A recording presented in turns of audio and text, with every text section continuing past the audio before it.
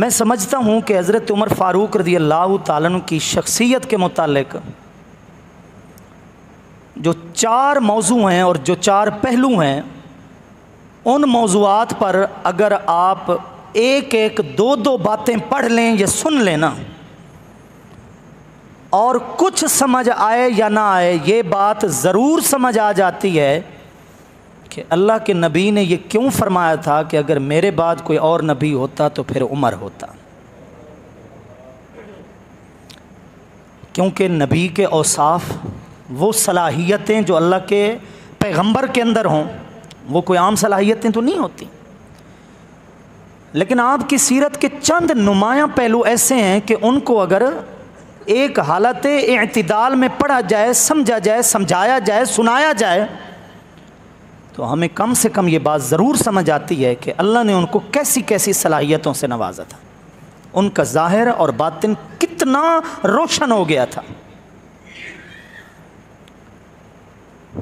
Number 1, आपका इस्लाम कबूल करना। आपका इस्लाम कबूल करना तमाम सहाबा कराम के अंदर एक ऐसा मुनफरिद वाक़या है और तारीख़ इस्लामी का एक ऐसा मोड़ है कि ये इनफिरादियत किसी और सहाबी में नज़र नहीं आती। नंबर 2, इस इज़्ज़त और अज़मत के बावजूद, इतनी बड़ी शराफत, इतने अजीम मकाम के बावजूद, आपके दिल में जो रब का खौफ था और खशियत इलाही का जो मरकज़ था आपका दिल, ये दूसरा वो मुनफरिद एक मौजू है। ये अल्लाह के साथ ताल्लुक़। नंबर 3, कलमा पढ़ लेने के बाद जनाब हज़रत उमर फ़ारूक रज़ी अल्लाह ताला अन्हु के दिल में जो इश्क़ व मोहब्बत, जो कुर्ब और ताल्लुक़ आप अलैहिस्सलातु वस्सलाम के लिए था, ये भी बेमिसल है, बेमिसाल है। ये एक तीसरा मुनफरिद मौजू है। नंबर 4, आपका निज़ाम हुकूमत, निज़ाम अदलो इंसाफ, रियाया की देखभाल, 10 साल दौरे खिलाफत, कि एक शख्स नीचे उठकर जब तख्त पे बैठता है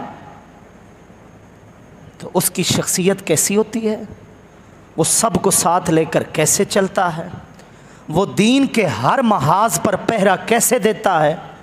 ये वो 4 मुनफरिद पहलू हैं जनाब हज़रत उमर फ़ारूक रज़ी अल्लाह तआला की सीरत के, जिनको अगर बहुत ज़्यादा नहीं, थोड़ा थोड़ा भी समझ लिया जाए, आपकी शख्सियत हमें समझ आ सकती है कि अल्लाह और उनके महबूब के बारगाह के अंदर आप इस मुनफरिद मकाम के हामिल कैसे थे। यही वजह है कि जनाब हज़रत उमर फ़ारूक रज़ी अल्लाह ताला अन्हु के लिए हज़रत शाह वलीउल्लाह मुहद्दिस देलवी अलैहिर्रहमा ने जो एक बात लिखी है, बड़ी बाकमाल बात लिखी है। उन्होंने कहा है कि सीना फ़ारूक आज़म रा तसव्वुर खाना कुन,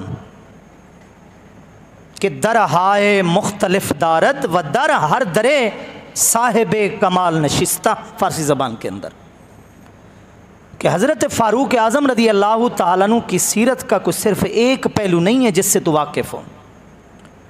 फ़ारूक आज़म के सीने को वो महल समझ, जिस महल के अंदर कई दरवाज़े हैं और फिर हर दरवाज़े के ऊपर एक ऐसा साहिब कमाल बैठा है कि जिसको अपनी ज़िंदगी के लिए किसी भी नसीहत की ज़रूरत है और वह खैरात लेने आता है तो वो उस दरवाज़े से वो खैरात लेकर ही वापस जाता है। किसी को हुकूमत करना सीखना है तो उससे भी इस दरवाज़े पे आना पड़ेगा। किसी को इल्म सीखना है तो उससे भी एक न एक दरवाज़े पे आना पड़ेगा। किसी को इबादत और रियाज़त सीखनी है तो उससे भी इस महल में दाखिल होना पड़ेगा और एक दरवाज़े से उसे भी खैरात लेनी पड़ेगी।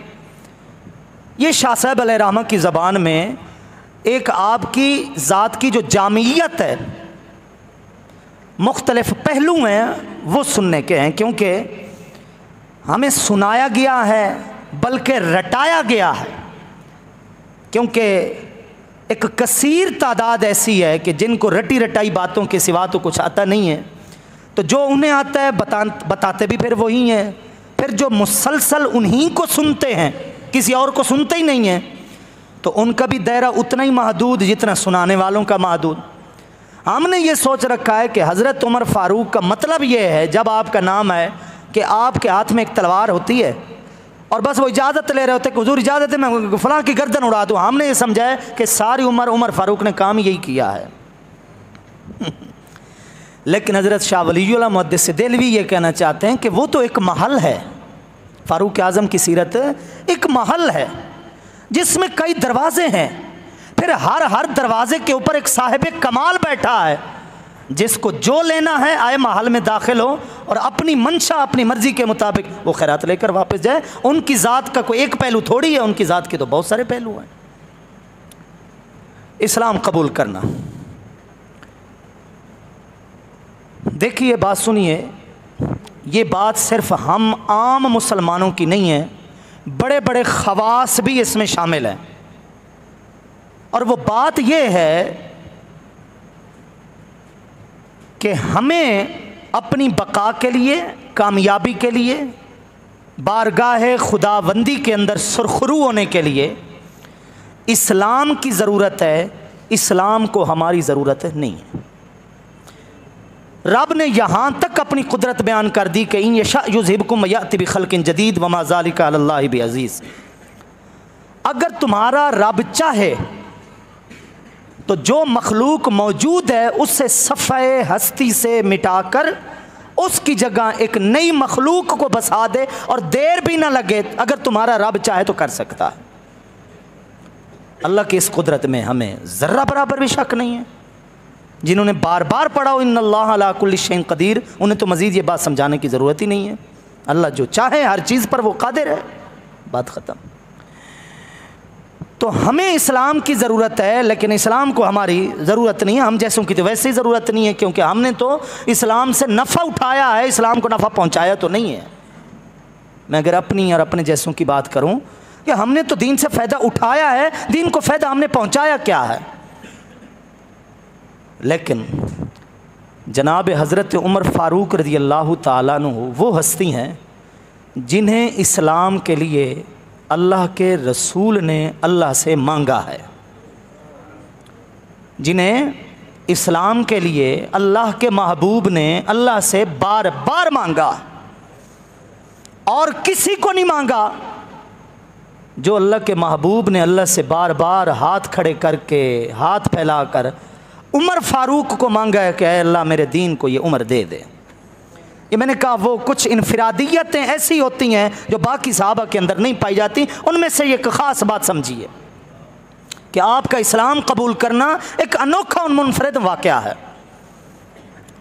ठीक है, शुरू में एक आध बार आप अलैहिस्सलाम ने अबू जहल के लिए भी दुआ की थी, क्योंकि उसका एक शख्सी मकाम था जो एक कबीले के सरदार की हैसियत से, पंचायत है, जिरगा है, फ़ैसला करने की हैसियत से होता है कि चलो इस तरह के अफराद अगर इस्लाम में आएंगे तो इनके साथ और भी कई लोग इस्लाम में आएंगे, ठीक है। लेकिन जब अल्लाह ने बता दिया अपने महबूब को कि अबू जहल के नसीब में इस्लाम नहीं है, तो आप अलैहिस्सलाम ने उसके लिए दुआ करना छोड़ दिया। ये बात याद रखिएगा, एक इल्म की बात भी है, एतिकाद की भी बात है। अगर अल्लाह के महबूब ने किसी शख्स को मांगा है ना इस्लाम के लिए, दीन के लिए, तो वो हज़रत उमर फ़ारूक रज़ी अल्लाह ताला।